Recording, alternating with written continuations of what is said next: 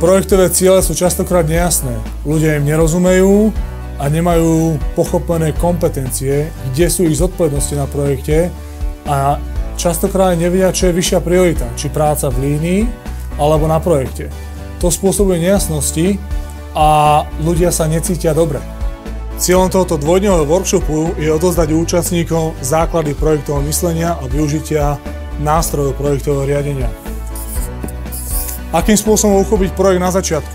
Aká je situácia pred projektom? Čo musíme robiť na projekte? A aká je situácia po projekte? Vysvetlíme si základné projektové myslenie, projektový trojuholník. Čo musíme na projekte urobiť? Aký čas potrebujeme na realizáciu jednotlivých projektových aktivít? Aké na to potrebujeme zdroje? Aký na to potrebujeme rozpočet? Čo je cieľom projektu a čo už je mimo projektu? Porozprávame sa o úvodnom zadaní projektu, ktoré si vyskúšate na reálnych vašich tréningových projektoch. Vysvetlíme si analýzu stakeholderov, kto vplýva na váš projekt a akým spôsobom eliminovať vplyvy jednotlivých možných, či už pozitívnych alebo negatívnych vplyvov. VBSK nám povie, akým spôsobom si rozdeliť projekt na drobné fázy a pracovné balíky. Povieme si, ako projekt efektívne riadiť a na záver, ako ho ukončiť. Jemne sa zameriame aj na analýzu rizík, aby sme vedeli, akým spôsobom rizika eliminovať alebo im predchádzať.